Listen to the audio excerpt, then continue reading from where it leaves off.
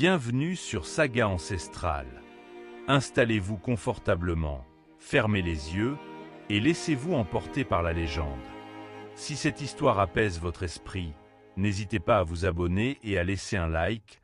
N'oubliez pas la cloche pour ne rater aucune vidéo. La légende du jour est l'épopée mystique de la France. C'est parti. La brume s'égarait au matin dans les branches torses des chênes, couvrant la vallée d'un manteau mouvant où les premiers rayons du soleil n'étaient encore que promesses. Entre les troncs denses, au pied des fougères, des empreintes d'animaux et d'humains s'entremêlaient, traces d'une nuit paisible, mais féconde, où la vie s'inclinait devant l'éveil du jour. Au centre du cercle, dans le cœur de la forêt, la tribu commençait à s'animer. Tout autour, la nature écoutait, attentive et pudique, le secret murmure de la Gaule. Depuis des millénaires déjà, hommes et bêtes partageaient la lande. Les villages, humbles cercles d'habitation de bois et de chaume, dormaient au creux des rivières, se cachaient sous la canopée et se réfugiaient sur les buttes d'où l'on pouvait voir la plaine, cette mer mouvante d'herbes hautes baignées de rosée. Dans la lumière laissée par le nouveau soleil, le peuple vivait, marchait, respirait au rythme de la terre. Il y avait Hérelle, toute jeune encore, les yeux brillants d'une curiosité éclatante, qui ramassait les premières baies du matin, le tablier tressé d'écorces chargées de fruits rouges et d'herbes rares. Chaque geste semblait porté par un respect muet pour le sol, pour les arbres, pour le champ de l'eau invisible qui filait entre les racines enfouies sous ses pieds nus.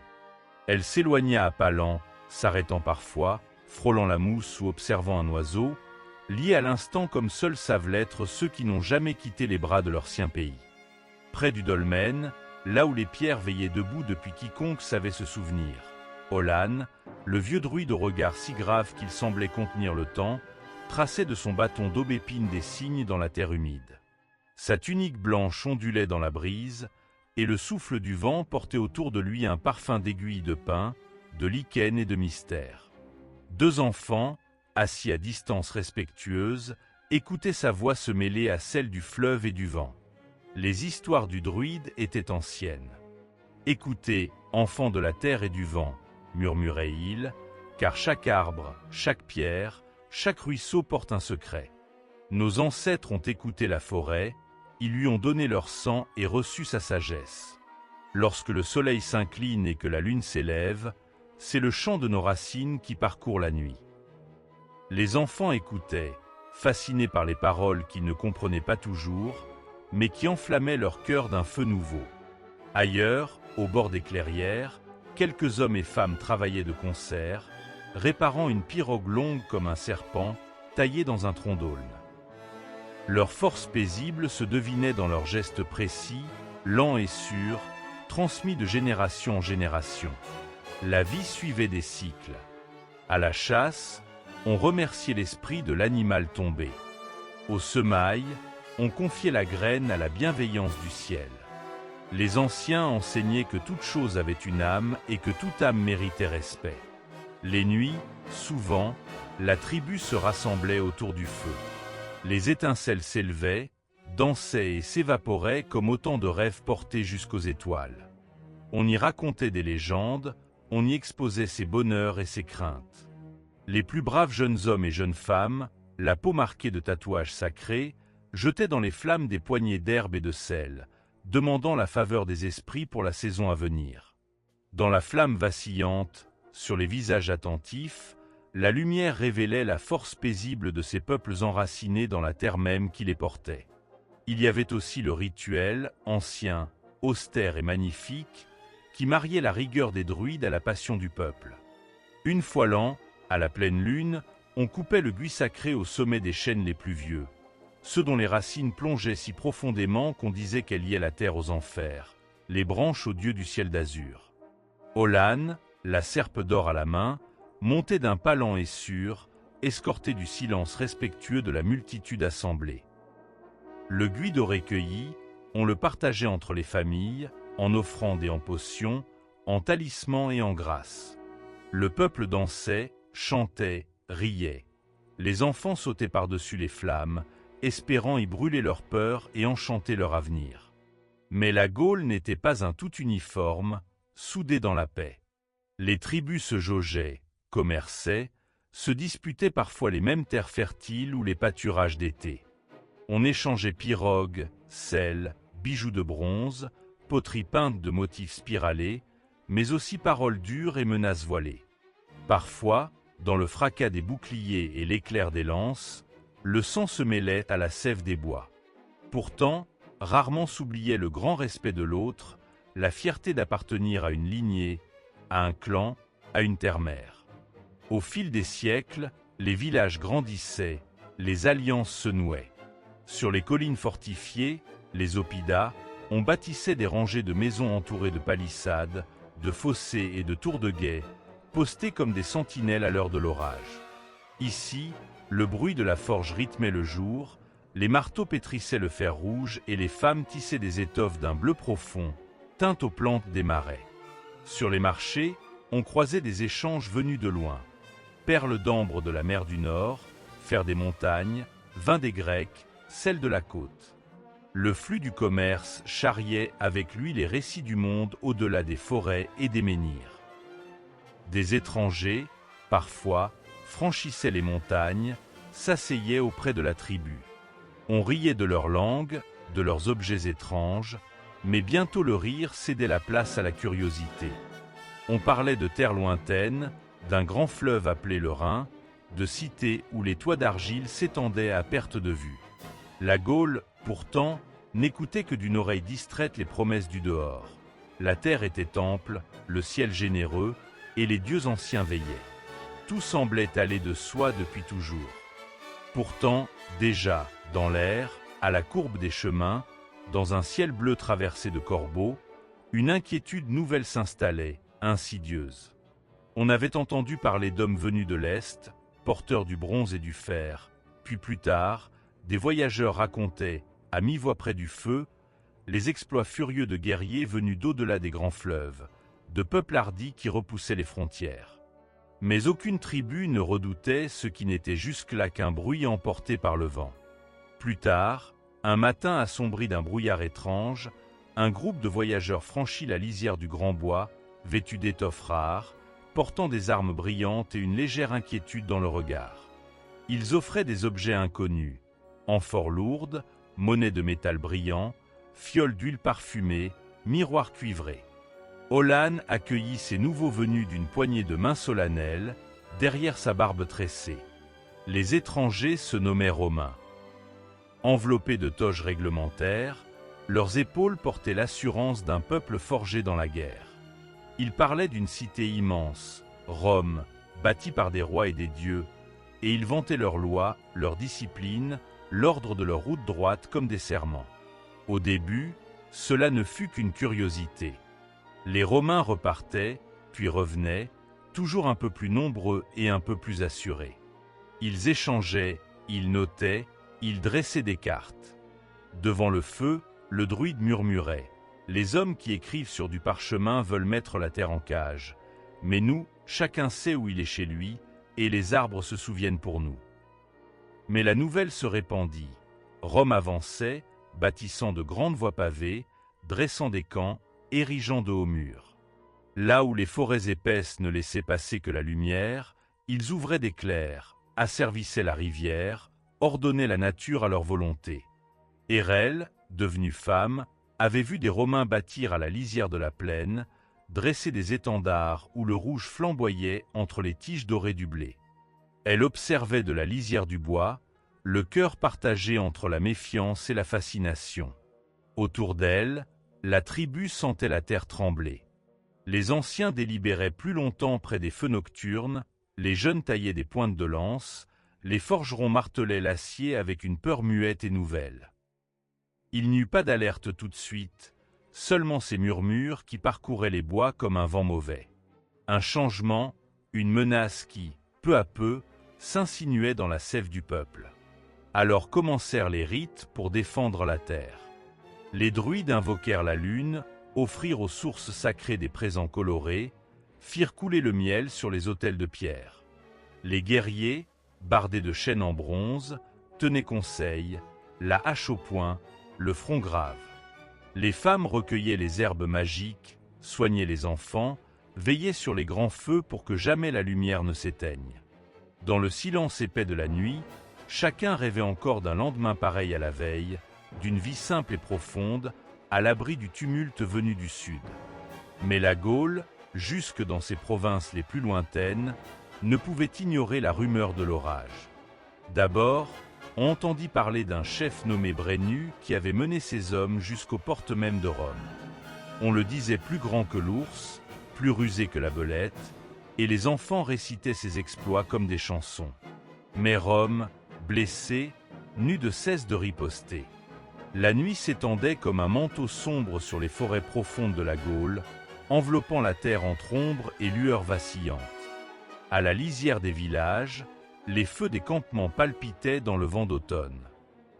La sève des arbres exhalait un parfum âcre et rassurant, où se mêlait l'odeur du bois brûlé, de la terre humide et des herbes sacrées.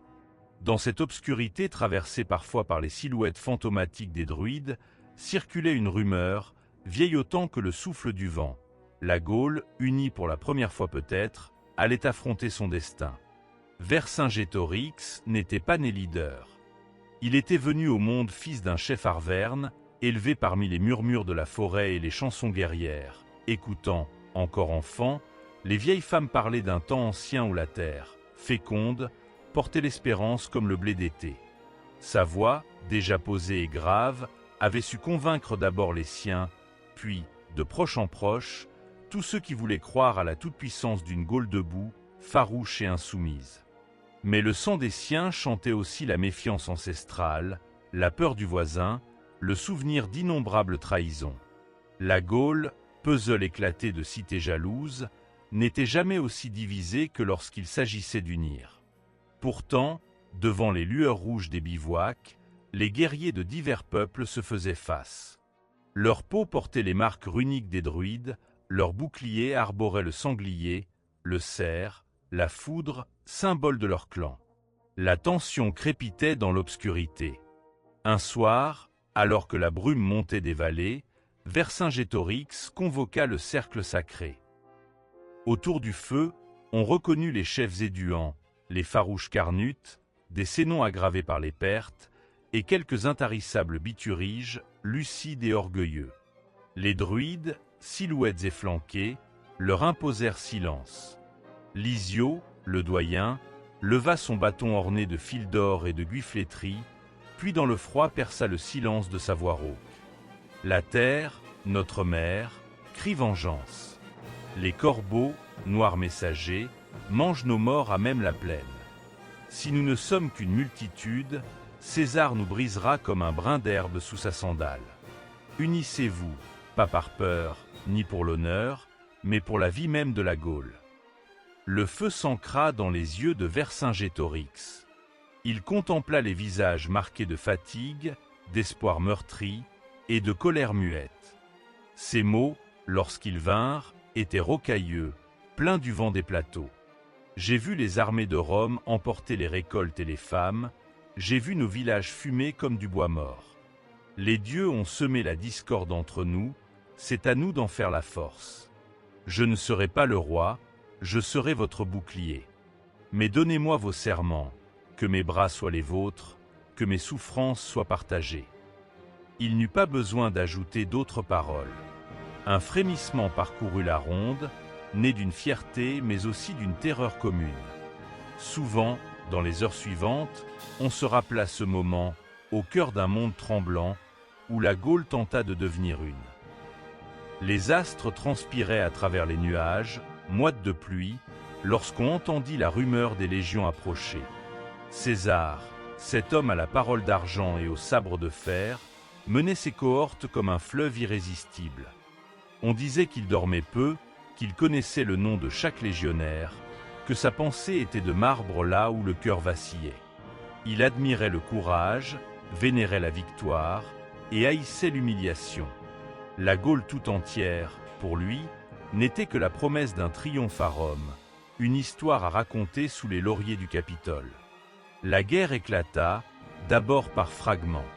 Les villages isolés furent les premiers à souffrir. Les enfants couraient dans l'obscurité, qui vers la forêt, qui vers les ruisseaux, poursuivis par les éclats de voix gutturales et les lueurs sanglantes. Les druides, cachés dans les racines, murmuraient des prières de vengeance et de pardon. Pourtant la nature ne pouvait cacher la misère du peuple. Les routes devinrent pièges et promesses. Partout, là où passaient les armées, la terre recrachait des crânes et des armes cabossées, témoins d'autres défaites.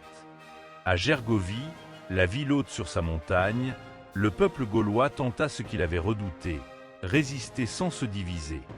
Les murailles de pierre sèche tenaient bon, les archers veillaient, et les femmes, du haut des remparts, observaient les Romains dresser leurs machines, pousser des cris de bronze sous le ciel pommelé.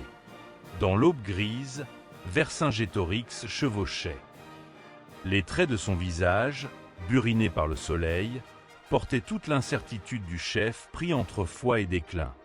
La bataille se déclencha sans bruit, comme la tempête monte sous la surface dormante des lacs.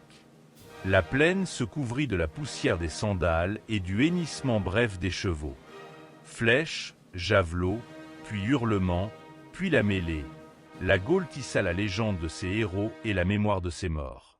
Au soir, le miracle avait eu lieu. César dut reculer. Gergovie tint bon, et les chants montèrent en spirale jusqu'aux étoiles. On chanta le courage, l'intelligence et la solidarité inespérée. On but pour les vivants, on pleura pour les morts. Les druides, dans l'obscurité, murmurèrent des oracles. La victoire serait passagère, la souffrance encore longue. Le vent tourna vite. César, blessé dans son orgueil et son ambition, raffermit sa poigne. Il repéra les dissensions parmi les peuples gaulois, la crainte du lendemain, la lassitude des chefs moins convaincus. Vercingétorix sentit la confiance de ses alliés vaciller, entendit les promesses trahies circuler comme la brume du matin entre les chaumes désertés. Rome ne se lasse pas, Rome ne pardonne rien. Sous les murs d'Alésia, les nuages devinrent de plomb, et la défaite se fit pressentir dès les premiers cris des corbeaux. Les légionnaires, redoutables et méthodiques, dressèrent 2 lignes de siège, une à l'extérieur contre les renforts gaulois, l'autre à l'intérieur pour retenir les assiégés. L'étau de la faim, de la soif et de la peur se resserra. Les récits d'Alésia traversèrent les siècles, s'enflammant dans les rêves et les cauchemars. On raconta que la terre elle-même sanglotait, fatiguée d'absorber tant de sang. Les femmes, épuisées, offraient une dernière fois la chaleur de leur étreinte et le lait de leur sein, puis se perdaient dans la nuit en appelant des dieux devenus sourds. Les guerriers, fantômes déjà, se battaient jusqu'à l'épuisement pour de l'orge cendreuse, pour la mémoire de leurs enfants, pour cette terre aux 1000 visages. Vercingétorix savait, chaque nuit, que la fin s'approchait, inéluctable et terrible. Le matin où il se rendit, la brume enveloppait tout. Il traversa seul les lignes des Romains, traversé par le souffle glacé de la honte et du courage. Sa chevelure, tombant en cascades brunes et sales, rappela aux Romains la sauvagerie qu'ils combattaient, mais aussi la dignité des vaincus. On dit que même César, d'un geste bref, salua la détermination de celui qui avait su, un instant, faire trembler Rome. Ce jour-là, sous le ciel gris, la Gaule mourut, ou crut mourir. Les récits filèrent dans les villages et les villes, portés d'abord en lamentation, puis, peu à peu, en souvenir. Les femmes racontèrent à leurs enfants la légende d'un chef tombé, les hommes pleurèrent dans leurs maisons vides, et les druides allumèrent de nouveaux feux, implorant la clémence des dieux. Le temps, pourtant, ne suspendit pas sa marche. Rome s'insinua dans la Gaule comme une traînée lente mais implacable. Les routes se frayèrent entre volcans éteints et forêts, grattant la terre de 1000 pierres. Les villes romaines, posées comme des bijoux sur la peau du pays, imposèrent leur géométrie, leur langue, leurs lois. Mais sous les mosaïques et les forums, la Gaule ancienne veillait, tapie dans les racines, cherchant encore à survivre. Le cœur des légendes battait plus fort encore dans les siècles de cendres. Dans les bois profonds, les druides murmurèrent que les dieux vieux n'avaient pas rompu tous leurs serments. Les fontaines qui roulaient une eau pure se chargèrent d'un parfum de mystère. Les dolmens et menhirs, posés par des mains oubliées, continuèrent d'attirer les jeunes filles amoureuses et les hommes fatigués d'espoir. Les nuits d'orage, on disait d'un souffle que le fantôme de Vercingétorix errait sur les collines, cherchant ses frères perdus, appelant à une réconciliation jamais advenue. Ce fut alors, au creux des siècles, que naquirent les premières grandes histoires françaises, tissant courage, trahison et bravoure dans un fil continu. On se plut à croire qu'au pied des ruines d'Alésia, la fillette égarée qui pleurait son père devint la mère d'un peuple neuf. Que la vieille femme chassée du village, assise sous la pluie, confia aux pierres la prière qui les fit tenir debout face à toutes les tempêtes, romaines ou non. Dans les campagnes, la mémoire de la résistance devint une arme invisible, passée de bouche en bouche, de regard en regard. Sous la domination romaine, la vie se fit double et complexe. Les enfants apprirent les mots latins avec le lait maternel, mais chantaient encore les airs de l'Avent. Les fêtes des semailles prenaient le rythme des fenêtres du forum, sans renier pour autant le mystère des solstices. La brume s'étire sur la Loire comme un voile de laine grise, enserrant les collines douces du pays d'Orléans, et, déjà, l'aube s'infuse, épaisse et froide, entre les troncs de chênes centenaires. Dans ce silence est né un royaume, un front têtu opposé aux cendres des anciens empires. À la croisée des sentiers et des saisons, deux mondes se cherchent et se heurtent, ciselant le destin de la terre qu'on dira bientôt la France. Et l'homme qui tient les rênes de ce tourbillon n'est encore qu'un nom emporté par la rumeur, Clovis. On dit de lui qu'il est tantôt loup, tantôt roi, et qu'il marche avec les ombres du Nord logées dans sa paume, et la promesse d'un avenir qu'il ne fait qu'entrevoir. Au matin de son règne, la lueur pâle de la nouvelle foi vacille à l'orée des forêts païennes. Les hommes du Nord rendent hommage à d'anciens dieux, leur sang bourdonne du murmure des nornes et des failles cachées dans la mousse épaisse. Mais Clovis, au fil des batailles, des traités et des trahisons, presque le vent tourne. Sur les ruines de Rome, une religion nouvelle porte l'espoir et la crainte, comme un blé mûr tendu vers l'orage. Ce matin-là, près de Soissons, Clovis se tient debout, le visage barré par la sueur et la poussière. L'air est chargé de la promesse du sang et du métal, mais ses pensées dérivent ailleurs. L'homme n'a encore conquis que des tribus récalcitrantes, chaque chef une menace et un frère possible. Derrière lui, ces soldats mages de vieux rêves, ceux des Francaliens, forts et rusés, qui ont traversé les fleuves pour s'imposer sur la Gaule démantelée. À la lisière du camp, une vieille femme s'avance. Ses bras sont couverts de bracelets d'argent terni, ses yeux luisent d'une intelligence ancienne. On l'appelle Maëlie la Faé, mais d'autres murmurent qu'elle a servi les reines mérovingiennes, qu'elle a conversé avec des spectres au bord de la Meuse, qu'elle lit les augures dans les ailes dépliées des corbeaux. La sorcière pose la main sur l'épaule de Clovis. Elle dit dans le souffle du matin, « Tu viens du froid, mais le feu s'agite dans ta poitrine. N'oublie pas les dieux qui vivaient ici avant les tiens. Tisse ta toile, mais prends garde où tu poses tes nœuds. » Clovis se détourne, mal à l'aise. Les mots de la vieille coulent en lui comme la Loire en crue, imprégnant ses rêves de la nuit suivante. Dans sa tente, il veille tard, la torche crépitant, pensant à la nef des anciens, aux offrandes cachées dans la terre noire sous chaque tumulus. Est-ce la superstition des aïeux ou la sagesse des terres qu'il s'est juré de gouverner? Les jours s'enchaînent, et Clovis, poussé par le tumulte des temps, scelle une alliance qui s'allume comme une torche dans la brume. Il demande en mariage Clotilde, princesse des Burgondes. On dit qu'elle marche entourée de la lumière des saints, que sa bonté chasse l'ombre des salles les plus sombres. Elle a la douceur de la source et la droiture du roc. Par elle, Clovis entend prendre pied dans le Midi, là où les langues se délient avec le soleil, où les vignes saignent les collines et où l'on compte les années à la faveur de la suie et du vin. Leur union, d'abord défiée, devient fable et vérité à la fois. Les vieux soldats murmurent que la nuit de la noce, les feux de la forêt s'allument seuls, que les cerfs s'approchent des villages et que les fleuves changent lentement leur cours. Clotilde, dans sa chambre de pierre, prie longuement pour la conversion de son époux, pour que le souffle nouveau du Christ s'infiltre jusqu'aux racines les plus profondes du royaume. Pourtant, Clovis résiste. Le paganisme tisse encore un voile sombre autour de ses pensées. Il mène les siens de victoire en conquête. Tolbiac, Soissons, Vouillé. À chaque bataille, l'acier se mêle à la foi des anciens et aux paroles voilées des prêtres. Les Francs et les Gallo-Romains, longtemps étrangers, se tiennent désormais côte à côte sur les champs fumants, partageant leur pain et leur peur. Mais une nuit, alors que les ombres dansent sous la tente royale, la voix de Clotilde s'élève, murmurée sur l'oreiller, et se ferait un chemin dans les recoins brûlants du cœur de Clovis. Elle parle d'hommes justes et de miracles, d'humilité et de grandeur, de la lumière que porte le Christ. À l'insu du roi, une autre voix s'invite, celle du vieux prêtre Rémy, silhouette hiératique surgit des terres de Champagne, dont l'humilité cache la puissance d'un nouveau pouvoir.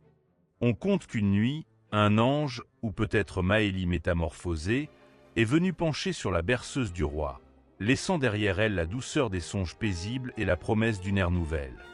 Le matin souffle alors la nouvelle. Clovis consent, non à renier entièrement les racines ténébreuses de son peuple, mais à puiser dans la lumière de l'eau et du mot. Parmi ces guerriers, le soupir de la peur s'élève. On craint que les vieux dieux se vengent, que la terre elle-même gronde de colère, mais la foi de Clotilde rayonne, envahit les plans tordus de la forêt du Nord et les vallées secrètes du Midi. Vient le jour du baptême. Reims est silencieuse, ourlée de givre, lorsque Clovis s'avance, la tête ceinte de la lourde couronne franque, sa barbe crépue encadrant un visage fermé mais décidé. Une foule haletante s'agglutine, mêlant noble, clair et manant. Les saints, dit-on, frôlent les murs, dissimulés au regard, tandis que dans la nef, une main céleste frôle les voûtes. L'eau coule, un frémissement traverse la chair du roi, et, à cet instant, les récits des vieux bardes comme ceux des premiers évangélisateurs s'entrelacent. La France, ou du moins son germe, appartient désormais à deux mondes. On saura plus tard que la sainte ampoule descendue des cieux elle-même, gardée par la colombe, fut l'instrument de cette métamorphose. Qu'il s'agisse d'un miracle ou d'une habile politique, le royaume chatoie entre jour et nuit. Le nord, où le vent arrache les clochers et où les bourbiers avalent les chevaux, garde la rudesse, la malice, l'instinct de la meute. Là règnent encore les légendes. On parle de êtres enchantés, de processions de feux follets, de revenants dans la brume. Le Midi, quant à lui, chante les poèmes du soleil, les contes où l'eau des fontaines rend la parole aux muets, où les fées dansent sur la lande chauffée à blanc. Et la Loire, serpent d'argent, s'impose comme la frontière et la veine, lien sinueux entre deux royaumes qui se jaugent, s'apprivoisent. Sur ces berges s'étage le peuple façonné par les guerres et les noces. Les enfants jouent à la guerre, imitant les gestes des aînés, tandis que les femmes murmurent des prières mêlées à d'anciens chants d'invocation de la pluie ou du soleil. Le temps du roi Clovis enfante ainsi ses propres monstres et prodiges.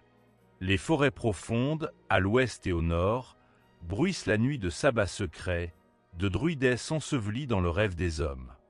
Pour un saint qui guérit par la relique d'un os, une faée égarée trouble encore les cœurs et nourrit les sources. Les monastères lèvent leurs pierres, apportant l'ordre et la prière là où jadis dansaient les loups. Aux croisées des chemins, des ermites s'installent, creusant la terre pour servir la parole sacrée, mais aussi pour juguler les démons des vieux âges, dont le souvenir s'accroche comme lierre au clocher neuf. Bientôt, les alliances tissées par Clovis se resserrent comme les mailles d'une cotte. Les peuples francs se regroupent tandis que les Burgondes, les Alamans, les Visigoths voient reculer leurs frontières. L'épée veille, mais l'encre prend le relais. Dans les scriptoria obscurs des abbayes, des mains parcheminent, traçant le fil fragile d'une nouvelle chronique. On raconte, sur la peau de chèvre tendue, les hauts faits du roi, la naissance d'une patrie, sans oublier d'aussi noter les prodiges. Ici une vierge aurait parlé avec un chêne, là un soldat aurait vu la vierge dans la fumée du combat. Mais il est difficile de maintenir l'union au long du fleuve du temps. À la mort de Clovis, la couronne vacille, divisée entre ses fils, et les royaumes éclatent comme des fruits mûrs sous la lame du couteau. L'Austrasie, la Neustrie, la Bourgogne, chaque nom résonne d'un accent propre, chaque peuple défend jalousement ses coutumes, ses forêts, ses marchés. Les reines se battent désormais dans l'ombre. Clotilde, survivante à la tignasse d'argent, devient la patronne des peines, la sainte des veuves.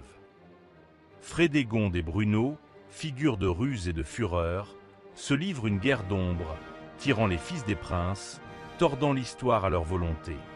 Les palais sont pleins d'espions, de larmes et de poison. Les bardes s'enivrent de tragédies, les moines prient pour la paix, tandis que dans la nuit, dans quelques chaumières du Ternois ou du Poitou, on jure encore par les anciens dieux pour que germe le blé et l'amour. Le temps file entre ses mains avides. Les Mérovingiens s'épuisent dans les querelles dynastiques et déjà, de la brume du Nord, un homme de l'ombre s'avance, Pépin. Il n'est pas roi de sang, mais de bras, et son manteau s'éclaire de la confiance du pape. Le vent d'avril soufflait sur les premiers champs labourés, roulant sans relâche sur les collines et les plaines de la France médiévale. Au cœur de cette étendue, alors que le ciel pesant se teintait d'or, la silhouette d'un château surgissait, massive et sûre, hérissée de tours, cernée d'eau et de murailles. Il n'était plus temps des fureurs barbares, ni des cris qui déchiraient la nuit. L'époque avait changé d'allure, tissé de nouveaux rêves au fil des ans, dès lors qu'Hugues, dit Capet, fut couronné roi à Noyon. Le royaume, morcelé encore par la main des anciens ducs et comtes, semblait d'abord tenir à peu de choses. Hugues, coiffé d'une couronne modeste et escorté de grands seigneurs méfiants, ne régnait réellement que sur Paris et de minces terroirs alentours. Mais, dans le secret de la cour, un fil doré, presque invisible, reliait les ambitions nouvelles. Les Capétiens, prudents et patients, patientaient tandis que les Tournois scintillaient de lances et d'armures, que la pesanteur des jours forgeait leur puissance. Les châteaux, de bois d'abord, de pierre bientôt, se dressaient partout. On posait la première pierre dans la brume du matin, on entendait au loin le bruit sourd des tailloirs et des marteaux. Les tours montaient, les meurtrières observaient les routes, la herse s'abaissait chaque soir contre l'inconnu venu du dehors. Au-dedans, la flamme des feux dansait sur les murs blancs, effaçant la peur et la misère du dehors. Les seigneurs, vêtus de fourrure et de brocart, accueillaient troubadours et menestres, tandis que les halls résonnaient de contes de guerre et d'histoires d'amour. Dans les campagnes, les champs ondulaient d'épis, mais la terre ne donnait pas toujours assez. Les gueux plantaient, moissonnaient, offraient la dîme à l'abbaye voisine et priaient pour que les saisons ne trahissent point. Les villages, ramassés autour de l'église, semblaient se protéger derrière la petite cloche qui rythmait les heures du jour. Les enfants couraient, les femmes filaient, et toujours, à chaque veillée, on murmurait sur la grandeur du roi. Ce roi qu'on voyait rarement mais dont l'ombre planait au-dessus de tous. Parfois, le fracas des chevaux harnachés fendait l'aube. Un convoi, chars, soldats, s'ébranlait sur la grande route, et chacun, du seuil de sa porte, regardait passer la majesté du royaume. Il y avait ceux qui portaient l'épée pour défendre la couronne, les chevaliers couverts de fer, jurant, priant, buvant à la santé de Dieu et du roi avant de partir pour d'incessantes guerres.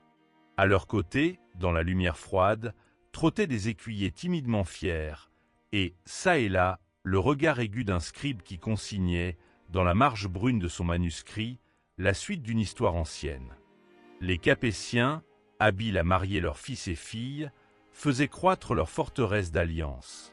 Chaque traité, chaque noce, chaque serment renouvelait la promesse du trône à leur sang. Un hiver, Philippe Auguste prit la croix, traversant la mer pour la Terre Sainte.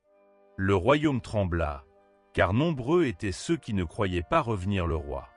Mais il revint, auréolé de la lumière des croisades.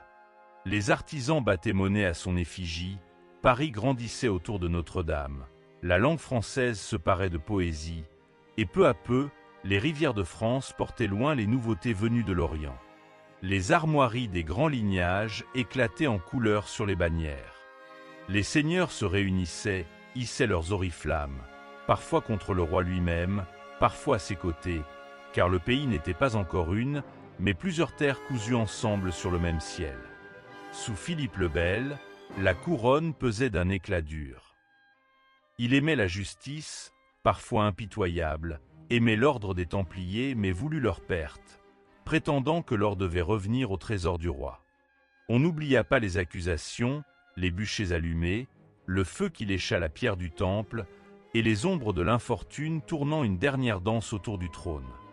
Mais la monarchie s'affirmait, agrandie, polie comme une épée entre des mains décidées. Le long des routes, les hôtels-dieux accueillaient les pèlerins, les ponts bâclés franchissaient les rivières.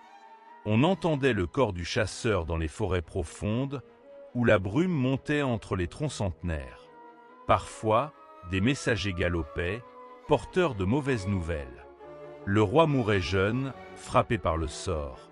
Il fallait hâter l'élection du prochain, car l'épée du pouvoir n'attendait pas. Mais ce pouvoir, aussi solide qu'il se prétendait, n'anéantissait ni la faim, ni la guerre. Les Anglais, ses frères d'outre-Manche, lorgnaient le trône avec des yeux avides.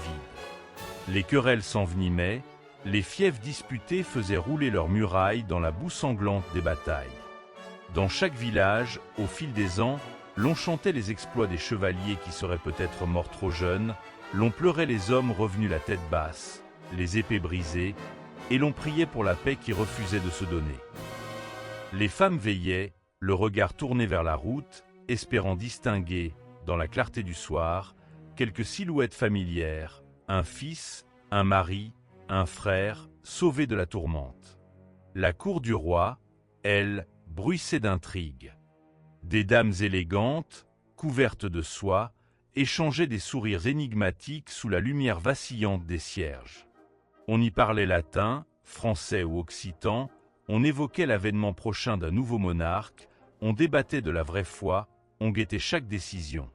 Les artistes parsemaient les abbayes de fresques insensées, les moines recopiant à l'envi les paroles des anciens et la vision des évangiles. Parfois, tout s'arrêtait.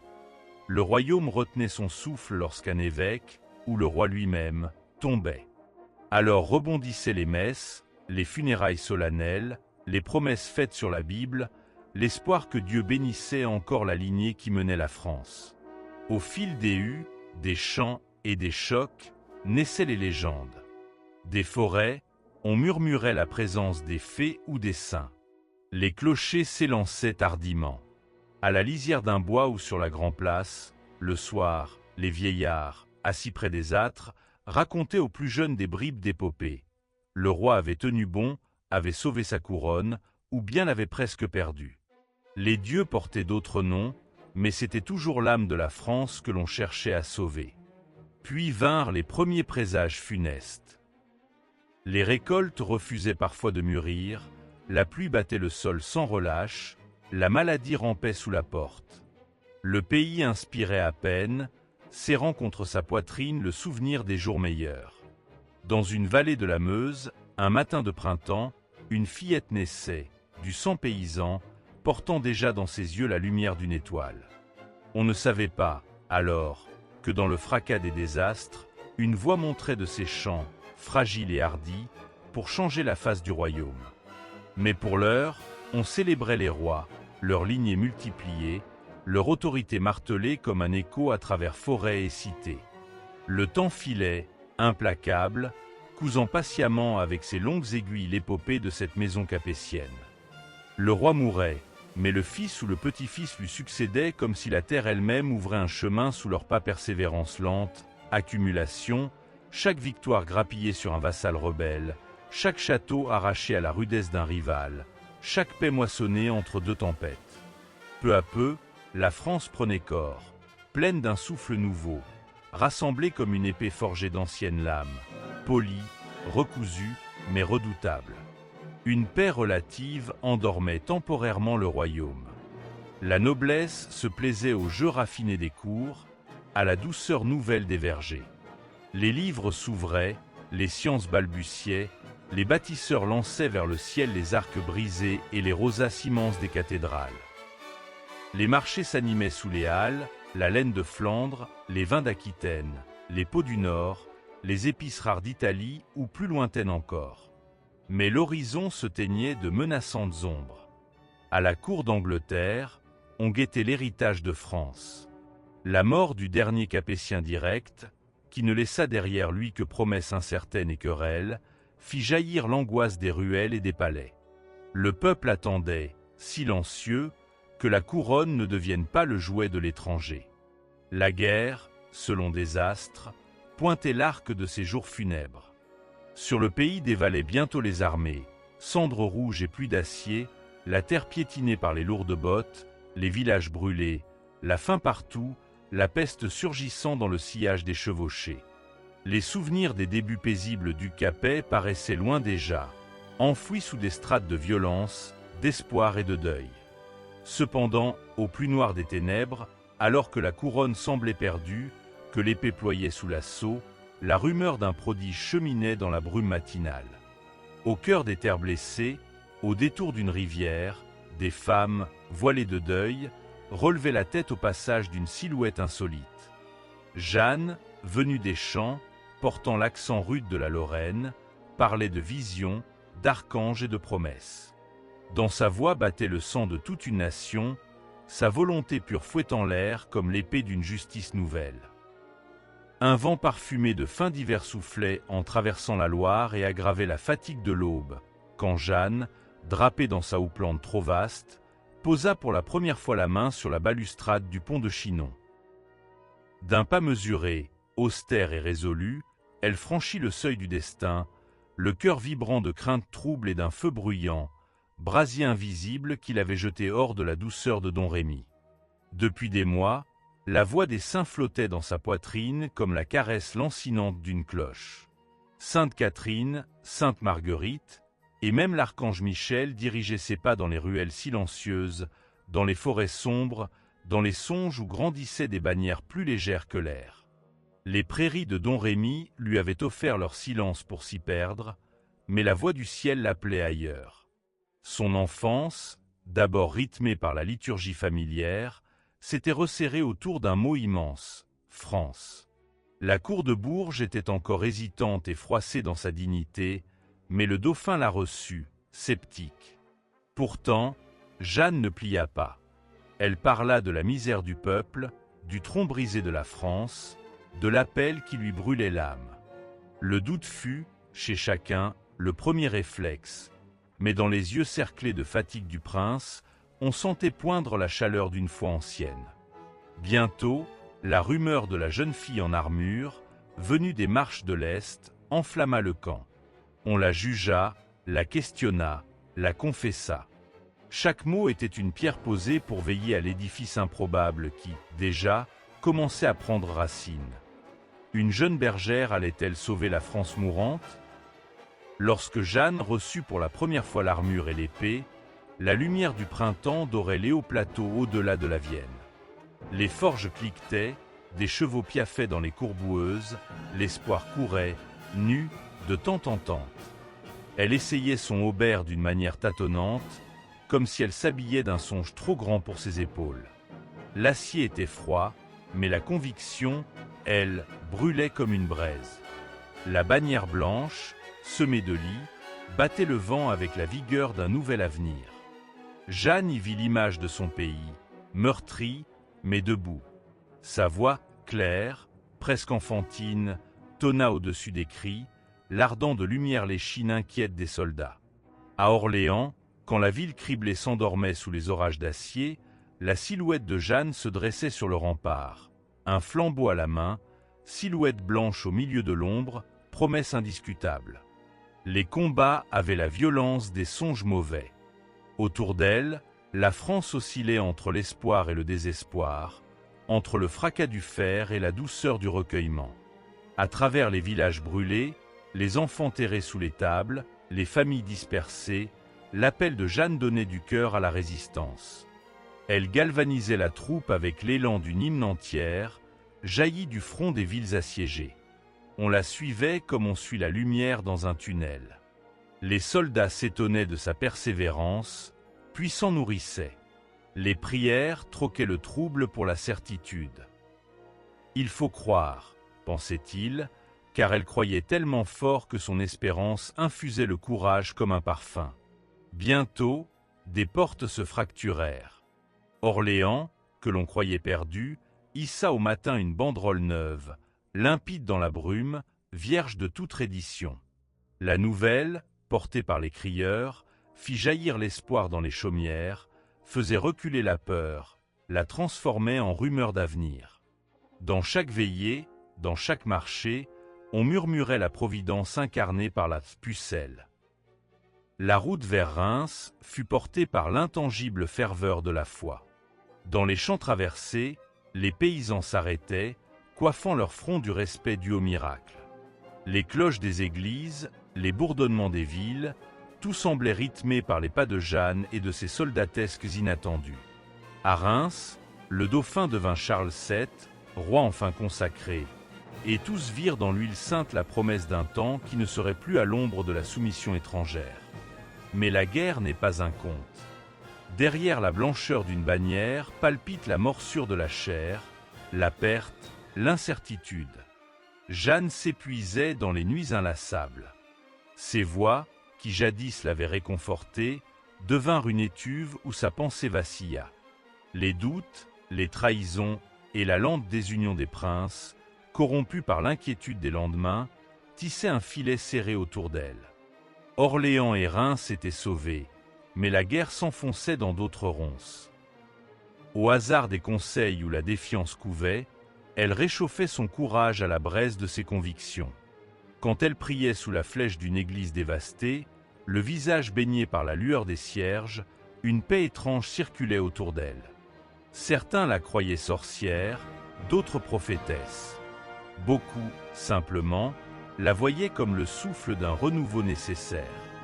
Mais plus la guerre durait, plus Jeanne se consumait comme une chandelle offerte à la nuit. La longue campagne vers Paris, puis vers la liberté captive de Compiègne, fut un chemin de croix. Les armures se fendaient, les chevaux s'écroulaient, la pluie giflait les soldats trempés. Les hurlements s'en mêlaient aux cantiques. Dans les yeux de Jeanne, la lassitude remplaçait peu à peu l'étincelle, mais elle avançait encore, scrutant chaque aurore, la main serrée sur son étendard. La capture fut brusque, sans gloire. On la piégea comme on attrape un animal enragé, à la faveur d'une porte refermée trop tôt. Les Anglais, tremblants, comprirent aussitôt qu'ils tenaient là bien plus qu'une fille insoumise. Entre leurs mains, le feu sacré de la France, prêt à vaciller, fragile et sublime. Son procès, mené par l'opprobre et la peur, s'étendra comme une nuit sans aube. On lauantai kvestsenna, on lauantai pressa, on lauantai brissa. Mais jamais la lumière ne quitta ses yeux. À chaque question, elle opposait le roc de sa foi, simple, confiante, admirable d'humilité. Les chroniques rapportent que dans sa prison, les voûtes résonnaient parfois du murmure d'anciennes chansons, que Jeanne débitait à voix basse, le regard tourné vers la lumière trop rare des soupiraux. Les saints ne l'avaient jamais abandonnée, pas même dans les heures où la paille des cachots sentait la moisissure et l'humiliation. Jusqu'au bout, elle affirma que l'appel qu'elle sentait n'était pas celui des hommes, mais quelque chose de plus haut, plus pur, aussi indéchiffrable que le ciel d'une nuit étoilée. Le matin du supplice, le ciel de Rouen avait l'éclat froid de l'étain. Les rues étaient silencieuses, la foule se pressait sans oser respirer. On voulait toucher du doigt la terreur et la majesté réunies sous cette houppelande aux couleurs éteintes. Jeanne, droite, le visage enveloppé d'une sérénité séraphique, gravit les marches du bûcher. Les hommes, armés ou non, sentaient fondre leur bravoure devant tant de calme. On disait qu'un soldat anglais pleura. Le feu monta, première brise noire avant la lumière, puis enfla, emportant son corps dans une pyrotechnie de douceur et de violence mêlée.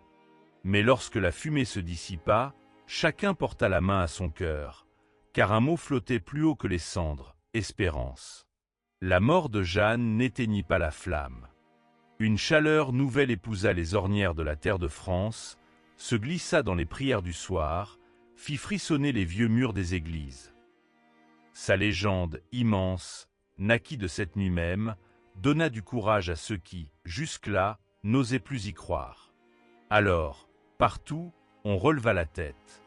Les villes qui, la veille encore, tremblaient aux tambours ennemis, retrouvèrent le goût du matin neuf. Les paysans redécouvrirent la force d'une terre promise à l'unité. Les chevaliers, jusque-là tentés par la résignation, se rangèrent derrière la bannière fleur-de-lysée, désormais sacrée par le martyr. Les paroles de Jeanne se peignaient dans les sermons, dans les serments, dans la chair même du royaume renaissant. La guerre se prolongea. Les années passèrent. Mais, partout, la mémoire de Jeanne faisait obstacle à l'abandon. Aux aurores, dans la brume froide des champs reconquis, les chefs de guerre sentaient brûler en eux le lointain écho de ces mots. Les hommes d'armes batailleront, et Dieu donnera la victoire. Dans les monastères et les échoppes, dans les festins discrets, on partageait le même souvenir, celui d'une flamme qui, même soufflée, alimentait toujours le foyer de la France. Parfois, dans les campements, de doux récits attisaient les veillées. On racontait qu'au-dessus des remparts de Paris assiégés, une silhouette lumineuse avait plané, invisible aux archers ennemis, et que les boulets tombaient alors dans la boue sans éclat. Les enfants, blottis contre la hanche de leur mère, répétaient la prière de la pucelle avant de dormir, convaincus que rien ne saurait abattre ce feu. Les bannières réapparurent, toujours plus nombreuses, traçant de larges ondulations à travers le royaume. Les forêts, longtemps territoire de cache, redevinrent des berceaux d'héroïsme. Une génération tout entière grandit à l'aune de l'exemple de Jeanne, ses garçons et ses filles à la croisée des chaos, tissaient les débuts du pays renaissant. Charles VII, fort du souvenir de celle qu'il avait fait roi, engagea de longues réformes, relevant les ponts, restaurant les forteresses, rebâtissant les églises et rendant au marché la clameur de la vie. L'aube d'un matin doux éveillait la vallée, et la brume argentée flottait paresseusement au-dessus de la Loire, s'accrochant aux flancs des cyprès alignés. Dans le grand palais bâti à Amboise, sur la terrasse surplombant le fleuve, un roi jeune et insatiable dérobait à la nuit ses derniers secrets. François Ier, auréolé de ses boucles brunes et d'une allégresse que nul orage ne semblait entamer, tendait la main vers une toile encore humide, à peine achevée sous la lampe de l'aube. Léonard de Vinci, venu d'au-delà des Alpes, glissa la dernière touche sur le sourire d'une Madone, et le roi, fasciné, plissa les yeux. Ce fut ainsi, dès les premières années de son règne, que la lumière se répandit dans les galeries et les antichambres des châteaux, chassant peu à peu la pénombre des siècles passés. On vit les maçons tailler le tuffeau avec une rigueur nouvelle, les sculpteurs ciseler les pilastres et les frontons selon le goût d'Italie, là où le marbre de Florence s'élevait de concert avec la grâce de la France. Chambord grimpait vers le ciel, mêlant l'art des forteresses à la frivolité d'un palais où résonnaient les voix des poètes et des scientifiques. À la cour, la lumière se doublait d'une soif de connaissances inédites. On questionnait le monde, on discutait du corps humain, des astres, de la géométrie et des manuscrits grecs retrouvés, autour de tables longues où les chandelles n'étaient jamais éteintes avant l'aube. Et souvent, dans l'ombre que jetaient les rideaux lourds, certains chuchotaient que le roi se plaisait à interroger l'avenir, consultant savants et astrologues, assoiffés de mystère comme de gloire.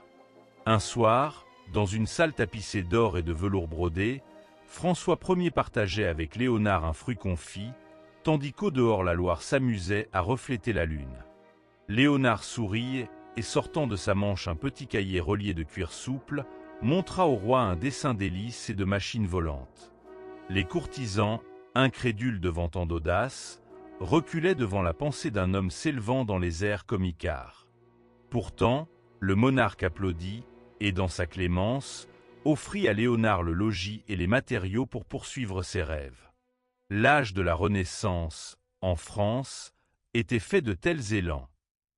Les clochers restaient les sentinelles du passé, mais les palais ouvraient leurs fenêtres à la lumière nouvelle. La poésie se faisait découverte, l'art éclatait comme un vitrail sous le soleil. Et partout, entre les rires et les banquets, bruissait le désir de vivre, d'apprendre, d'embrasser la splendeur du monde. On parait les dames de soierie venues d'Orient, et les orfèvres, accroupis devant leurs fourneaux, insufflaient aux bijoux la folie flamboyante de l'époque. Parfois, dans le secret d'un cabinet, l'un des conseillers du roi, jurant à demi qu'il n'était point sorcier, murmuraient les secrets du feu et du mercure, gardant le regard fixé sur des fioles où dansaient des vapeurs d'arc-en-ciel. C'étaient là les alchimistes, ceux qui cherchaient la pierre qui transmute, l'élixir d'immortalité ou la clé du destin royal. À la lueur tremblante des bougies, ils jetaient des sorts ou suivaient les astres, persuadés que l'ordre des planètes dictait la fortune et la ruine de la France. Cela faisait rire les plus jeunes, frissonner les mères, et fascinait l'intelligence inquiète des princes. Pourtant, dans le voisinage des tapisseries d'or, s'infiltraient les premiers signes d'une ombre lourde. Sous la surface de la splendeur, beaucoup sentaient le parfum âcre de la discorde. Des prédicateurs venus du Nord, la Bible neuve à la main, prêchaient en français devant des foules attentives, tandis que dans les chapelles, les prêtres catholiques redoublaient de ferveur pour préserver leur autorité.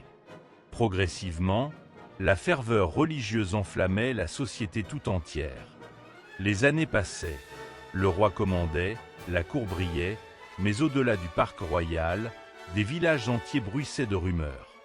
Certains se risquaient à lire les mots interdits, retrouvés sous la cendre des vieilles disputes ou débarqués de Genève dans quelques sacs à grains.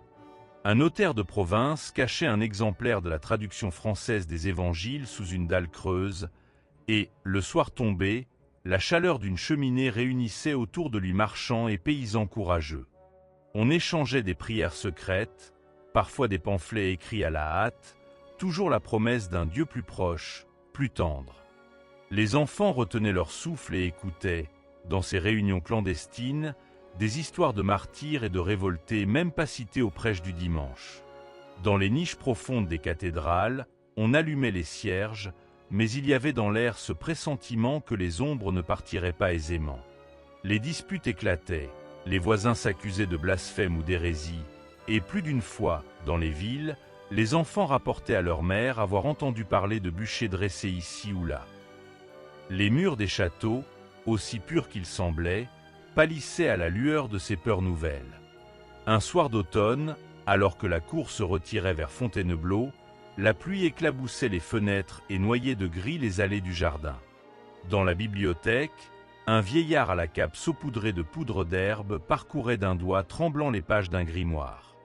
Par la fenêtre entr'ouverte, malgré le froid, un souffle d'air tournoyait, soulevant les papiers vers la cheminée. Il s'agissait du vieux Nostradamus, invité à la cour pour partager, disait-on, ses prédictions. Le roi, suspendu à chacune de ses paroles, interrogeait le sort de la France, inquiet de la montée des colères religieuses et du destin de ses enfants. Nostradamus, la voix basse et le regard perdu dans la suie, parlait de fléaux, de sang et de soif de lumière. Pourtant, malgré l'ombre, la vie palpitait. Un matin d'été, dans les jardins du Louvre, la reine Catherine de Médicis se promenait, enveloppée d'étoffes noires, flanquée de ses conseillers italiens. Elle goûtait le parfum de la lavande, murmurant aux fleurs comme à de vieux complices, tandis que ses yeux fouillaient l'avenir. Autour d'elle, la jeunesse royale jouait à l'ombre des charmilles, ignorant encore la violence à venir. Catherine, soupçonnée d'envoûtement et de magie, consultant aussi bien les savants que les magiciens, alternait l'autorité et la tendresse, tâchant de maintenir la fragile unité d'une France éclatée entre deux fois. Mais cette union tenait au fil du rasoir. Les provinces protestantes voyaient dans la réforme une promesse de dignité et de liberté, tandis que Paris, fidèle au pape, hérissait ses temples et grondait contre les hérétiques. Les échanges de lettres entre les familles nobles portaient des menaces, des invitations prudentes à la prudence, parfois des pactes secrets. Le sang bouillait, prêt à jaillir. Une nuit, sous les voûtes de la Sainte-Chapelle, des silhouettes glissèrent, portées par la tension de murmures. On préparait le mariage entre Marguerite de Valois, sœur du roi, et Henri de Navarre, chef huguenot. Les deux familles, l'une catholique, l'autre protestante, devaient sceller la paix dans la liesse d'une grande noce royale. Paris, fardé de lumière, croyait à la magie de la réconciliation. Les cloches sonnèrent à toute volée, les rues se couvrirent de tapis rouges, tandis que les balcons se paraient de banderoles et de lanternes. Mais derrière l'allégresse, La défiance couvait. La nuit même du mariage, alors que les derniers feux d'artifice retombaient dans la Seine, des hommes masqués frappèrent à la porte des maisons protestantes. Dans l'obscurité, la terreur éclata. Ce fut le massacre de la Saint-Barthélemy. Les pavés dissimulèrent dans l'aube suivante le sang de milliers de victimes. Les champs cédèrent la place aux cris. La lune se détourna, cachée par les volutes de la fumée. Le royaume, si avide de lumière quelques années auparavant, vacilla dans la nuit la plus noire. Marguerite, la reine, recueillit les blessés sous ses propres draps, et Henri de Navarre, rescapé, jura de survivre et d'unir la France. Malgré le deuil et la peur, la vie poursuivit sa route, fragile comme la flamme d'une lampe menacée du souffle du vent. Les paysans rentrèrent leurs récoltes, les enfants continuèrent de jouer sur les rives, mais dans chaque cœur flottait une inquiétude. Les familles se séparaient, les routes étaient surveillées, et les châteaux fortifiaient leur herse. Cependant, des voix, parfois à demi étouffées, murmuraient le refus de la fatalité, rêvaient d'une réconciliation impossible. Il a fallu des larmes et encore du sang pour que la tempête s'apaise. Quand Henri de Navarre monta enfin sur le trône, sous le nom de Henri IV, c'est avec la couronne alourdie de toutes les douleurs vécues. Les échos de la guerre civile hantaient encore les nuits du royaume. Mais Henri, le Béarnais, brisa la fatalité avec la même douceur que celle qui allumait jadis le sourire de François Ier. Dans le palais rénové du Louvre, il convoqua ses conseillers, des protestants et des catholiques, asseyant côte à côte ceux qui n'avaient connu que la méfiance. Puis il signa l'édit de Nantes. Dans ce parchemin, signé en 1598, dormait la promesse d'une paix. La liberté de conscience était reconnue, la tolérance prudemment encouragée, malgré la défiance persistante. Le roi, soucieux, parcourut les provinces, s'arrêta dans chaque village, serra des mains rudes, écouta les prières dites dans des églises sombres. Partout grandit un espoir timide, cette idée que les blessures guérissent, si la lumière sait rejaillir. Le matin se déroule lentement sur la vallée de la Loire. Même la rosée reste plus longtemps, suspendue au brin d'herbe, comme si elle hésitait à quitter la fraîcheur du crépuscule. Dans la petite chaumière, au bord du ruisseau, Jeanne s'éveille doucement. Sa mère s'affaire déjà près de l'âtre, faisant grésiller l'eau dans la marmite. Par la mince fenêtre, la jeune fille aperçoit la silhouette de son père, déjà courbé dans le champ. La monarchie est loin, là où le soleil ne visite qu'à travers les rumeurs portées par des colporteurs. On dit que le roi, Louis XIV, brille plus fort que tous devant lui, qu'il ordonne la vie et la mort, qu'il façonne le royaume à son image. Le roi soleil, le soleil tout court, crache la lumière depuis un palais d'or et de miroirs où chaque pas se fait sur du marbre froid. Versailles, mot inaccessible pour Jeanne, surgit parfois dans les conversations, mais toujours flanqué de soupirs. Le roi vit dans l'or pendant que nous partageons la misère. Cette phrase, Jeanne l'a entendue dans la bouche du vieux tissier, lorsque le pain manquait et que le vent de la disette soufflait fort. Mais de près, la lumière du roi ne réchauffe pas les petits. Au contraire, elle aveugle. Dans Versailles, où chaque rideau vaut le prix d'une ferme, les nobles se déplacent à pas feutrés sur des tapis aux couleurs du monde. Des robes bruissent comme l'écume d'une rivière en crue, des perruques poudrées flottent sur des épaules droites, une armée de domestiques veille à la moindre envie de la cour. Pourtant, derrière les rires perlés et les regards entendus, il y a cette inquiétude qui grandit, sourde et lancinante, dans l'ombre des galeries. Car même à la cour, on sait, les caisses du royaume, gonflées pour les fêtes et les guerres, sont tirées de la sueur des autres. Les impôts, les corvées, les petites injustices qui font le quotidien du peuple, tout remonte sans que personne n'en parle trop fort. Mais aujourd'hui, à Versailles, c'est la fête. Les lustres, garnis de 100 bougies flamboyantes, dessinent sur les visages des masques fugitifs. Le roi, dans sa magnificence, s'avance au centre du cercle dessiné par les courtisans. Il s'arrête, inclinant à peine la tête, sûr de lui. Son manteau brodé traîne sur les dalles, et derrière lui suit une traînée de parfums et de pierreries. Louis XIV parle peu. Sa présence suffit, ordonne, modèle. Il est la France, répètent les poètes. Pourtant, un soir, dans un recoin du jardin, 3 serviteurs se penchent l'un vers l'autre, échangeant des mots précipités. Ils parlent de la famine au Languedoc, des révoltes réprimées à coups de sabre, des enfants passés sous la roue des soldats pour quelques épis volés. Dans la brume des bassins, les statues semblent prêter l'oreille. Plus loin, au-delà des grilles du parc, la forêt rumine déjà sa colère, la terre attend. Lorsqu'elle entre dans cette forêt au retour du village, Jeanne sent parfois que les arbres retiennent leur souffle en entendant les rumeurs. Le vieux chêne, que l'on dit plus ancien que la lignée du roi, bruisse, et l'eau de la rivière se fait messagère. On dit que dans les branches se cachent les sorciers, les marginaux, les prophètes maudits qui savent ce que la nuit prépare. Les grenouilles croassent près des berges et dans le vent s'élèvent, confondues au chant des oiseaux, la promesse d'autre chose. Un soir, à la veillée, le colporteur arrive, sale et harassé, enveloppé dans sa cape maigre. Il s'assied près du feu et boit à petites gorgées la soupe chaude que la mère de Jeanne lui tend. Autour, les voisins se sont groupés. « Raconte !» souffle quelqu'un dans l'obscurité, le silence s'étend comme un drap sur la pièce. L'homme secoue la tête, tire de sa sacoche un pamphlet froissé, le lit à voix basse. Les mots sonnent durs et ne ressemblent pas à ceux du curé. Ils parlent de droit, d'or détourné, de colère. Ils disent que des hommes, dans le Nord, ont défié la gabelle, brûlé des registres, osé crier sous les fenêtres des seigneurs. Cette nuit-là, les brassereaux brûlent plus fort. Ce n'est rien, juste des mots, tente la mère, mais Jeanne perçoit dans sa voix une faille. Le lendemain matin, elle croise le colporteur glissant une feuille sous la porte du forgeron.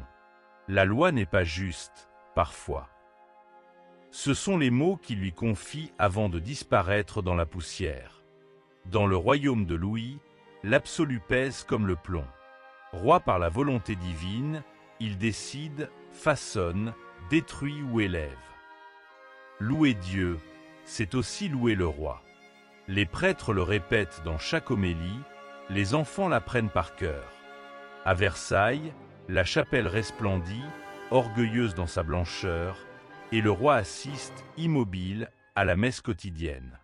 Sur la galerie des glaces, il se mire, persuadé que toute lumière vient de lui. Derrière, les ministres s'affairent. Colbert, rigide et opiniâtre, multiplie chiffres et impôts. Louvois, le bras armé, fait marcher les régiments sur les routes du Midi, écrase les camisards, laisse les cendres derrière lui. Les intendants, ombre discrète, parcourent les provinces, écoutant, notant, sanctionnant. On cherche à tout régir, à ramener à Paris la moindre pièce d'argent, la moindre graine. Ceux qui refusent chuchotent qu'il faudrait un roi plus proche du peuple, un roi qui écoute. Mais ces paroles sont dangereuses, glissent en secret sur la dalle froide des prisons. Un automne, la famine frappe la campagne. Jeanne glane les épis tombés pour sa mère, mais les gardes du Seigneur veillent. L'un d'eux, vieux et las, détourne un instant les yeux. « Je comprends », murmure-t-il à demi-mot, « mais que puis-je faire ?» La compassion ne nourrit pas. À la nuit tombée, des femmes, joues creuses, parcourent les sentiers. On dit qu'à Nantes, la révolte gronde. Les messagers s'enfuient, les cloches sonnent à toute volée. Une bande de paysans, fourche en main, se rassemble devant la maison du collecteur d'impôts. La peur se lit dans tous les regards, mais un quelque chose, un orgueil, empêche de reculer. Ce soir-là, seules quelques pierres volent, mais ce sera pire la prochaine fois, tout le monde le sait. Pendant ce temps, à Versailles, on danse.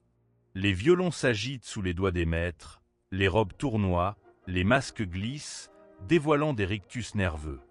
Dans l'ombre d'un salon, Madame de Montespan chuchote à Madame de Maintenon que le peuple est bruyant cette année. Le roi feint de n'entendre rien, savourant un fruit confit. Pourtant, la nuit ne trompe personne. Des messagers traversent la grande allée, des lettres urgentes, scellées, s'échangent dans l'ombre. Tout le monde espionne, tout le monde tremble à l'idée de déplaire. Dans le petit village, la peur se lit désormais dans le silence. On ne ramasse plus les feuilles mortes au hasard, on évite de rire trop fort lors des veillées, on regarde la route avec une inquiétude nouvelle. Jeanne sent, sous la croûte des habitudes, quelque chose qui gronde. Les soirs où la lune découpe les arbres en ombres longues, elle rejoint, à la lisière de la forêt, le vieux berger. On dit qu'il connaît la langue des pierres et des sources, et qu'il a vu passer tous les rois. Il lui raconte alors, à voix basse, l'histoire d'une femme qui autrefois, au temps des grandes famines, se leva, le visage tendu vers l'église, clamant que la faim n'était pas juste, que Dieu ne pouvait vouloir la souffrance. Il raconte aussi les bûchers, les traques, les disparitions. Jeanne écoute, le cœur battant, à la fois terrifiée et fascinée. Les prophètes, les sorciers, les guérisseuses cachent leur savoir. Pendant les grandes processions, ils feignent la dévotion, baissent les yeux, tout en tissant des signes dans la poussière. Ils voient ce que d'autres refusent de voir, la peur, la rébellion, la promesse d'un autre monde. Au printemps, dans la clairière, le vent porte leurs mots comme une prière. Le roi est puissant, mais il n'est pas Dieu. Un jour, le peuple se lèvera. Les enfants écoutent, rient d'abord, puis s'en souviendront bien plus tard. Louis XIV Vieillet. Son visage, figé sur les portraits, se creuse. La superbe du roi Soleil pâlit. À la cour, on évite de parler du passé. Les ministres changent, les alliances se nouent puis se défont. La guerre lasse tout le monde. Derrière les coups de canon, la terre s'épuise. Les paysans vendent leurs maigres récoltes pour payer la taille, la dîme, tant d'autres mots qui veulent tous dire la même chose, donner sans recevoir. Lorsque le roi meurt, un automne froid, la nouvelle passe comme un souffle glacial dans les villages. Un roi mort, un autre vient. Jeanne entend la cloche, regarde sa mère pleurer, mais au fond d'elle, un soulagement secret murmure. Le nouveau roi, Louis XV, n'est pour l'instant qu'un enfant. On espere, on setait. Les années passent. Dans la campagne, rien ne s'apaise. Les impôts montent, les récoltes baissent. Parfois un édit royal allège telle ou telle charge, mais c'est rare. Les colporteurs, plus nombreux, distribuent des feuilles, de petites gravures, des chansons qui parlent d'une justice différente. Les femmes fredonnent en battant le linge, les hommes grattent la terre avec plus de rage. À Paris, la ville grandit, enfle, s'anime. Des cafés s'ouvrent, des salons résonnent de débats. Philosophe, c'est le mot à la mode. On évoque Voltaire, Rousseau, Montesquieu, ces voix nouvelles qui osent questionner le droit, la force, Dieu et le roi. La rumeur de leurs pensées circule dans les villes, puis dans les bourgs, puis dans les campagnes. On est né pour être libre, a dit l'un d'eux. La nuit parisienne, cette nuit du 13 juillet 1789, était lourde d'une tension que même le vent hésitait à disperser. Les pavés semblaient vibrer sous les pas effrénés des citoyens qui, chacun dans leurs logis étroits ou leurs cabarets enfumés, chuchotaient ces grands mots encore interdits. Liberté. Égalité. Fraternité. Au matin, Paris était différent. Les cloches se mirent à carillonner, mais il ne s'agissait pas d'une simple alerte. Elles appelaient la ville entière à la convocation d'un destin. Des files d'hommes et de femmes se pressaient déjà sur les quais, armés de piques, de fourches, de vieux mousquets rouillés. Le cœur de tout un peuple battait à l'unisson, fiévreux, indomptable. À la lueur pâle des lanternes, alors que la brume du petit matin s'accroche au toit d'ardoise, on distingue bientôt la silhouette noire de la Bastille. Elle se dresse ainsi qu'un monstre de pierre, symbole des années de soumission, d'injustice, de chaînes invisibles. Entre ces murs, des murmures de prisonniers se sont transformés en rumeurs de miracles à venir. Dans chaque foyer, l'on attend le bruit sur qui signera le commencement d'un nouveau monde. La foule tremble, non de peur, mais d'espérance. Quelques voix, brisées par l'émotion, hurlent des encouragements. Le fracas du canon emplit soudain l'air, déchirant le silence séculaire de Paris. La pierre, l'acier, le bois volent en éclats. Derrière la fumée et les cris, le visage d'un jeune homme s'illumine d'exaltation. Il n'a jamais tenu une arme autrement qu'en rêve, n'a connu la faim et la colère que dans le froid de son grenier.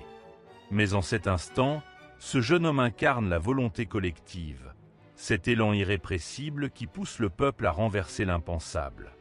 Lorsque les portes cèdent, le fleuve humain se précipite, assailli par la poussière, la poudre et la promesse d'avenir. Les murs vides de la Bastille laissent place à un champ de ruines, mais aussi à un souffle. Une légende est née. Le lendemain, dans les rues, on s'arrache les débris de la forteresse abattue. Un bout de pierre devient relique, souvenir tangible d'une victoire qui, déjà, appartient à tous. Les tisserands, les savetiers, les blanchisseuses s'organisent. Des comités naissent dans chaque quartier. Le bailli n'est plus un maître, le seigneur n'intimide plus les conversations. Sur le parvis de Notre-Dame, les orateurs improvisés montent sur des tonneaux, haranguent la foule dans une langue gonflée de colère, de rêves et parfois d'illusions. Les idées s'échangent, se cognent, volent d'une bouche à l'autre avec la rapidité d'une étincelle. La monarchie vacille, même si elle ne s'écroule pas encore. Sous le regard inquiet des bourgeois, la noblesse observe le peuple s'arroger le mot « citoyen », tandis que le vieux monde grince. Au sein de cette fournaise, des hommes enfiévrés par la parole surgissent. Robespierre, petit avocat du Nord, au regard brûlant, prend la parole à la tribune. Sa diction pure tranche dans le tumulte, ses mains claires dessinent dans l'air l'arc d'une justice absolue qui ne souffre ni compromission ni faiblesse. Son auditoire l'écoute, suspendu au rythme de ses phrases, guidé par la droiture intransigeante de ses idéaux. À ses côtés, Danton, la voix grave, le front large, la stature d'un lion blessé, galvanise ceux qui doutent, rassure ceux qui craignent. Il fustige la tiédeur, promet la liberté par la force. Là, dans ces grandes salles de l'Assemblée, où tapissent déjà la poudre et la sueur, naissent les affrontements décisifs. La France entière s'enflamme comme la capitale. Dans chaque village, la nouvelle de la chute de la Bastille s'étend telle une traînée de poudre. Les pigeons voyageurs, les colporteurs, les soldats en rupture de banne crient la fin des privilèges. Ils apportent, dans les murs de chaume et les fermes isolées, une rumeur qui émerveille et inquiète tout à la fois. L'espoir gagne le plus misérable, l'angoisse étreint le plus riche. Les femmes, jusque-là cantonnées à l'ombre des hommes, prennent les armes. Elles marchent, pieds nus dans la boue, jusqu'à Versailles, pour réclamer le pain, la dignité. Derrière elles, une monarchie hébétée recule, hagarde devant l'histoire qui la rattrape. Louis XVI, dans la pénombre de son cabinet, écoute les bruits du dehors, tente de lire les bulletins, interroge ses ministres pâles et impuissants. Il se sait incapable de comprendre l'ampleur du drame qui se noue. Autour de lui, Marie-Antoinette tente de raisonner, de conjurer le sort, de protéger sa famille autant que les apparences. Mais rien n'apaise la tempête. Le peuple, qui n'a plus peur des gardes, envahit la cour du palais, frappe à la porte des souverains. Le temps des privilèges héréditaires s'éteint comme une chandelle dans la tempête. Dans la grande salle, sous la lumière tremblante des chandelles, les députés débattent. Certains rêvent encore d'un compromis entre la couronne et la liberté, d'autres soupçonnent déjà la nécessité d'un changement plus radical. Les pamphlets, les affiches secouent la ville, les chansons de rue moquent les ridicules des grands. On débat partout, du faubourg Saint-Antoine jusqu'au café bruyant du Palais Royal. Tandis que la monarchie signe, contrainte, la Déclaration des droits de l'homme et du citoyen, une nouvelle ère semble débuter. mais les ombres grandissent en même temps que la lumière. La faim, la guerre, la misère, la peur du châtiment nourrissent la haine. Les factions s'exacerbent. Les débats se transforment en dénonciations, puis en sentences. Des listes d'ennemis du peuple circulent. La terreur s'invite, d'un pas feutré d'abord, puis déferle comme une marée impétueuse. Les rues de Paris s'imprègnent d'une odeur de poudre et de sang. Chaque aurore, la rumeur du couperet ajoute une note sinistre aux échos de la ville. On court, dès l'aube, assister à la justice nouvelle. Place de la Révolution, le bois de la guillotine est lisse de trop de passages. Dans la foule bigarrée, un vieil homme serre la main d'un gamin effaré. On chuchote sur les figures qui tombent. Hier les aristocrates, aujourd'hui les Girondins. Demain qui? La peur glisse dans les regards, mais l'espoir chante encore, porté par l'idée, naïve peut-être, que la pureté des idéaux lavera les crimes nécessaires. Robespierre, vibrionnant, rigidement droit, flotte comme une ombre sur le comité de salut public. Il tient la révolution debout, la discipline par la peur, la justice par la peur. Danton, à force de mots, s'écarte de la cruauté, cherche encore à concilier l'élan populaire et la pitié humaine. Mais la révolution, tout à sa logique implacable, broie même ses propres enfants. Les femmes, qui marchaient pour le pain, tissent maintenant des bandeaux rouges pour la guerre. Elles pleurent les disparus, mais chantent dans les ateliers où les fusils sont forgés pour les frontières. Car déjà, l'Europe, pétrifiée d'effroi devant le spectacle d'un roi condamné, s'organise. Les tambours résonnent.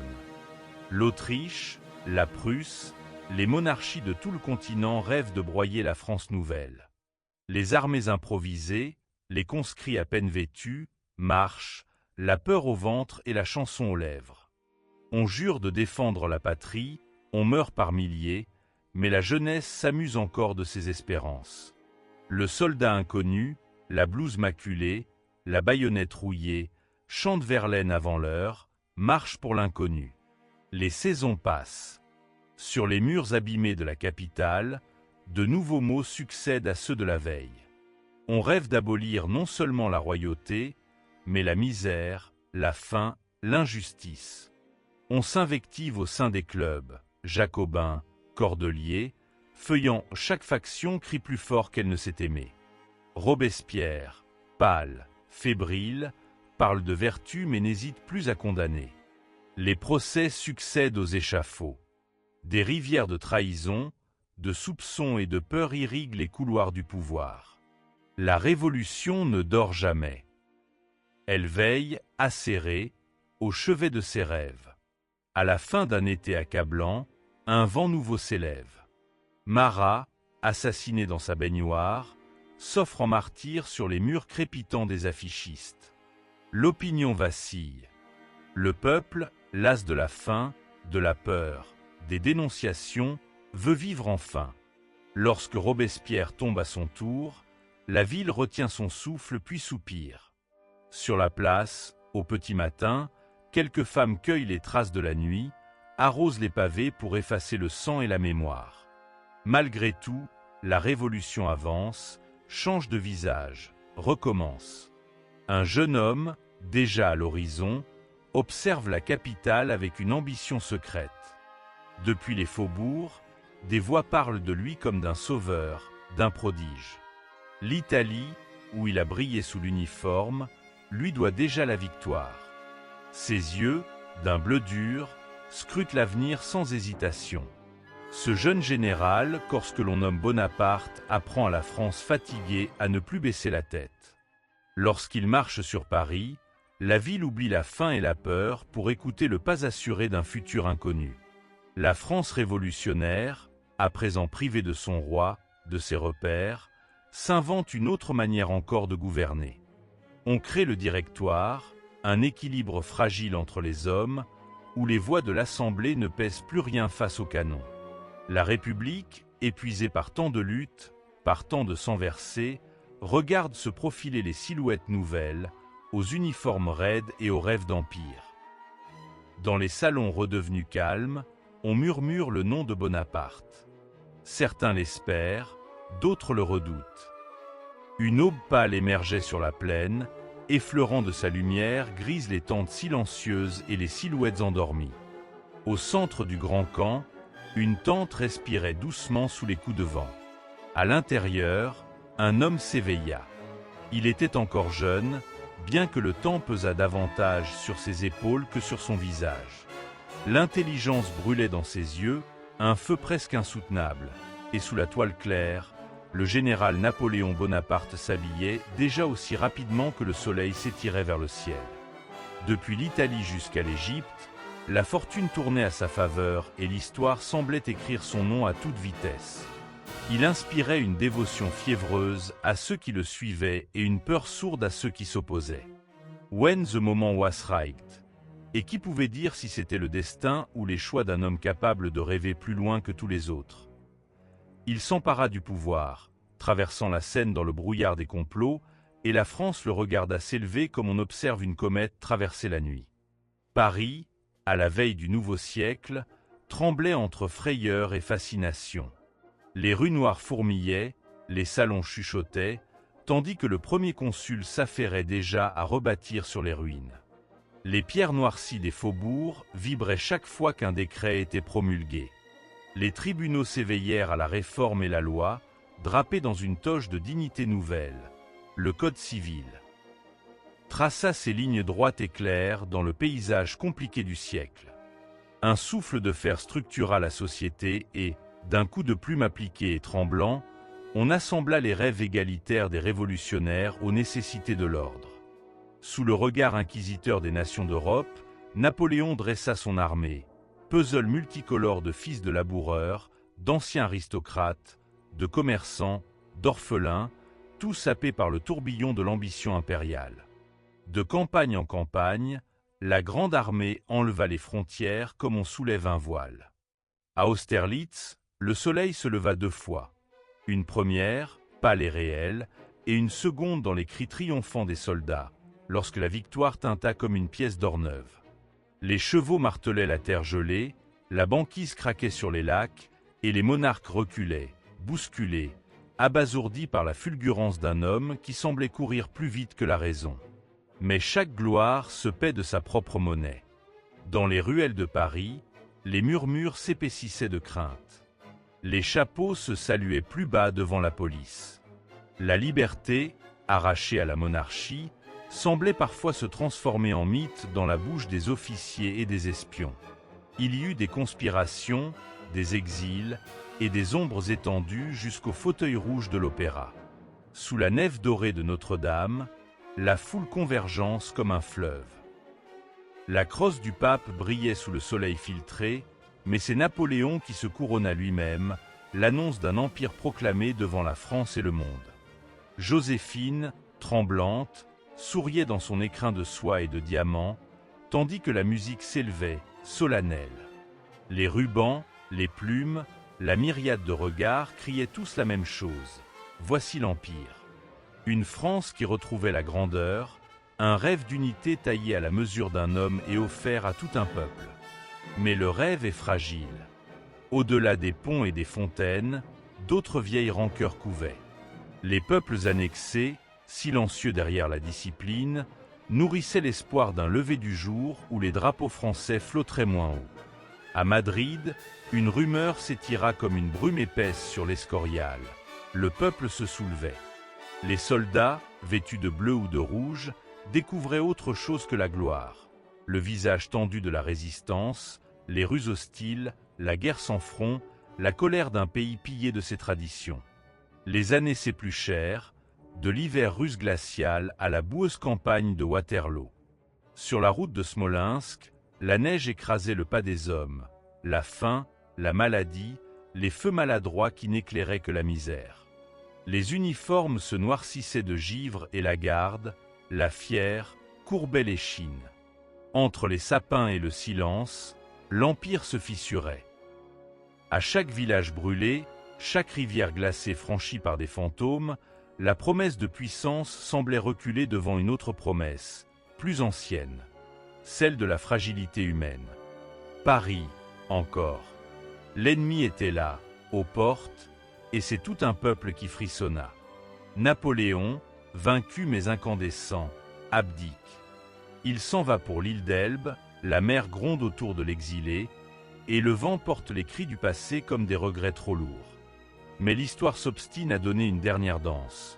Le grand élan de retour, la douce folie des 100 jours, et la terrible fin sur le plateau de Waterloo, où la plaine s'étira pour engloutir les rêves une fois pour toutes. Le silence. Un silence immense, suspendu sur l'Europe, alors que l'homme-légende s'en va mourir dans la solitude caressée par le ressac de l'Atlantique.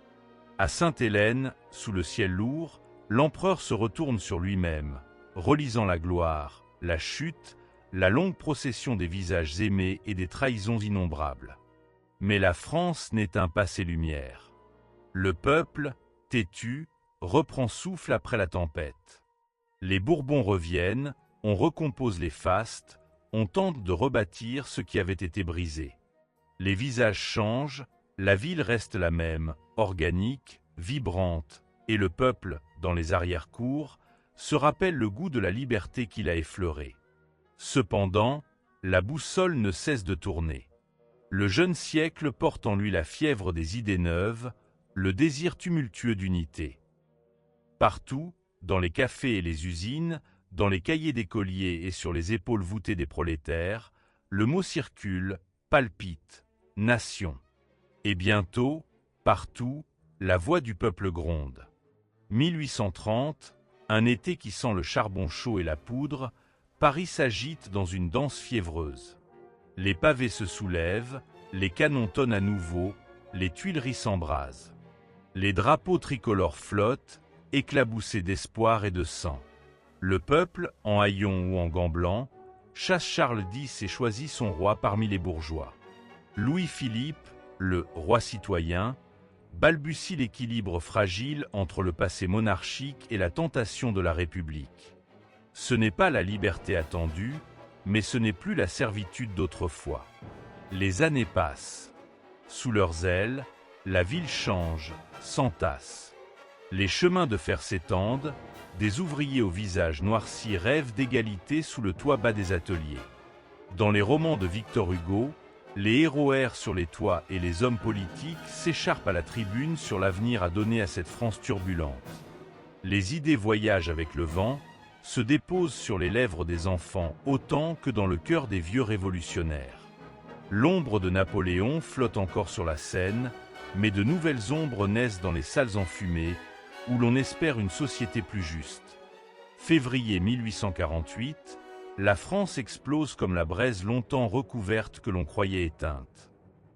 Les barricades dressent leurs triangles pointus à chaque carrefour, et la ville résonne du chant venu des caves et des greniers. La monarchie de Juillet s'effondre, les riches s'enfuient, les pauvres prennent la parole. La foule, étonnée d'être entendue, abolit l'esclavage, proclame la Deuxième République. Pendant un court moment, tout semble possible. L'idée d'unité, d'un peuple maître de son destin, exalte jusqu'à l'aube des promesses nouvelles. Mais la fièvre retombe. Lorsque la nuit succède à l'ivresse, ce sont d'autres hommes qui montent la garde. Au cœur de la République neuve s'insinue la peur de l'anarchie et la nostalgie d'un chef. Une figure se dessine dans la brume, effacée d'abord, puis de plus en plus nette. Louis-Napoléon Bonaparte, neveu du premier. Son nom réveille les passions, les souvenirs dorés et amers de l'Empire, le récit d'un monde à la fois glorieux et brisé. Il est élu, très vite. Mais l'ambition ne se laisse jamais enfermer. Avec un coup de maître savamment orchestré, il renverse la République et, comme jadis son oncle, se fait proclamer empereur. Un nouveau second empire surgit, enveloppé d'industrie, traversé de trains rapides, bourdonnant de promesses modernes. Paris change de visage sous le marteau des architectes, ses boulevards s'élargissent comme des artères, la ville respire, aspire à être le cœur du monde civilisé. Les fêtes fastueuses se succèdent au palais, les robes des dames froufroutent sur les pavés neufs, tandis que la populace, plus loin, fume sa pipe en silence. Mais derrière les façades repeintes, la vie n'a rien perdu de sa dureté. Là où le verre brille sur les tables, la misère jaunit des mains d'enfants. Les procès retentissent, la censure épaissit l'air. Les vieilles habitudes de pouvoir, la tentation absolue. Pourtant, le peuple n'oublie pas si vite qu'il a un jour su faire trembler la terre. La presse clandestine, la parole des chanteurs de rue, l'assise stoïque des ouvriers en grève trace la carte intérieure d'une France qui cherche encore l'unité. Les années filent. L'empereur, Louis-Napoléon devenu Napoléon III, tente d'élargir encore et toujours le cercle du possible. Les guerres lointaines, les alliances diplomatiques, le jeu risqué des puissances l'entraînent du sud de l'Italie aux frontières du lointain Mexique.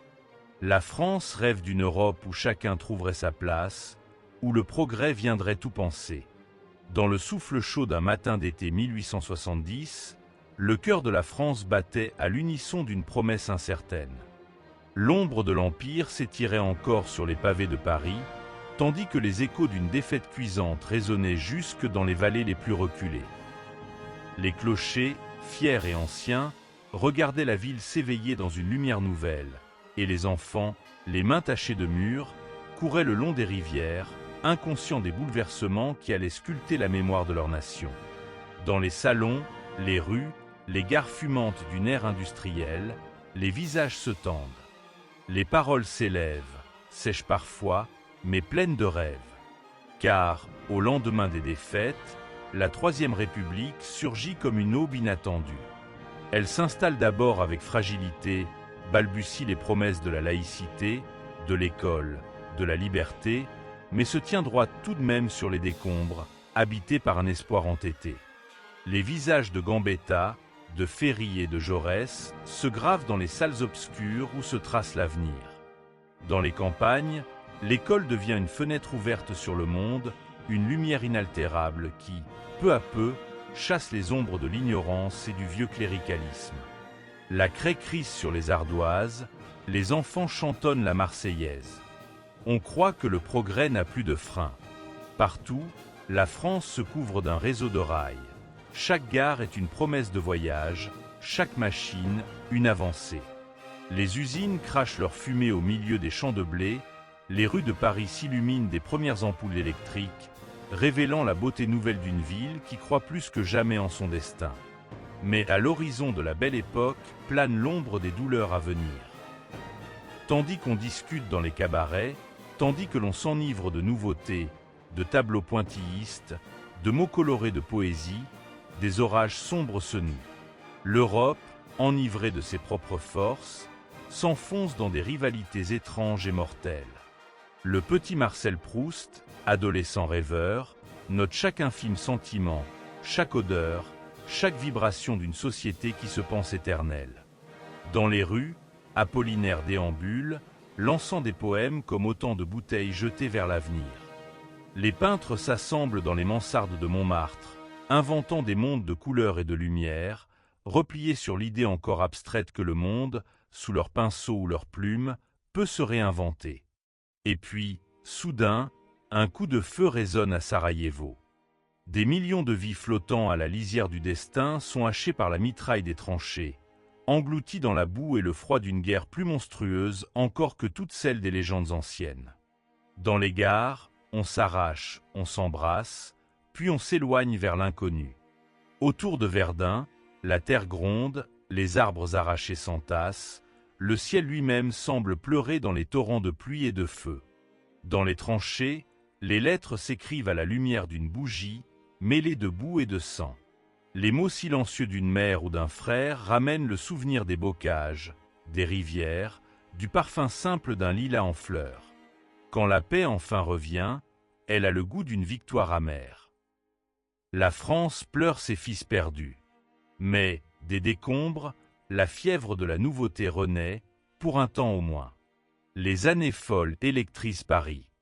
Joséphine Baker danse sur les tables, Cocteau et Picasso réinventent l'art, les brasseries résonnent du jazz venu d'outre-Atlantique. Les femmes, cheveux courts, robes légères, osent la liberté, grisant un temps l'avenir. L'insouciance flamboie, mais jamais longtemps. Déjà, dans le tumulte de la crise, la montée des extrémismes égratigne, la démocratie chancelle, ébranlée par la peur et l'incertitude. Puis surviennent les années noires, au cœur du siècle. Au loin gronde l'effondrement des certitudes, la montée lugubre d'un cauchemar totalitaire. En juin 1940, une chape de plomb tombe sur la France. Les drapeaux ennemis défilent dans les avenues familières, la République s'efface sous l'insulte, mais le peuple, tissé des fibres profondes de la résistance, se cabre, se relève. Dans la nuit, à la lueur vacillante d'une bougie, une jeune femme glisse un papier entre les pierres d'un vieux mur. Un homme, silhouette courbée sur sa bicyclette, traverse les champs, portant un message caché sous sa chemise.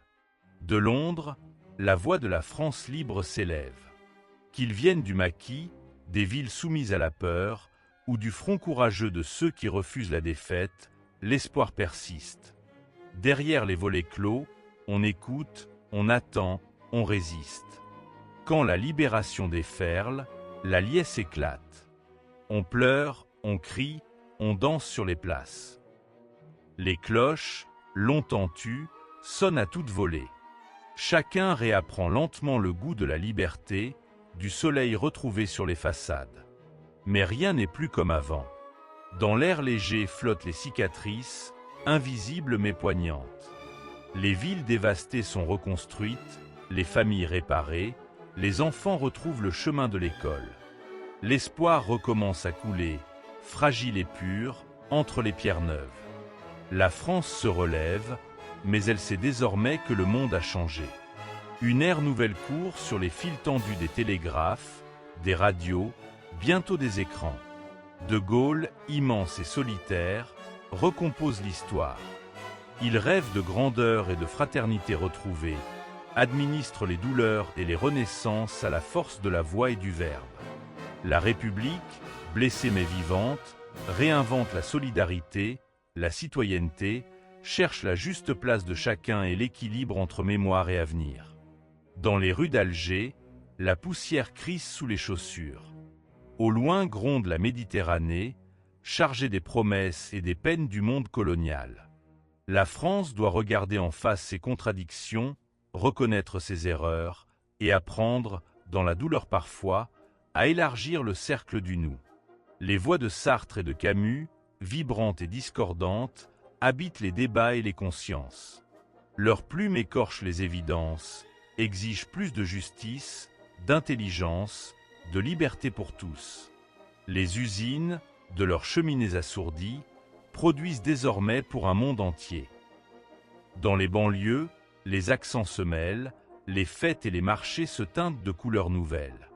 L'école accueille les enfants de l'ailleurs, leur apprend les mots de la République, son histoire, son projet. De l'autre côté des océans, la France inspire, s'inspire, se nourrit de ces débats, forge une identité toujours plus complexe, toujours en chantier. Dans les années 60, le vent du changement souffle à nouveau.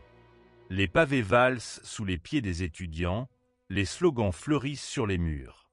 Une jeunesse assoiffée d'égalité, de liberté, de fraternité, refuse le monde gris des certitudes trop vieilles.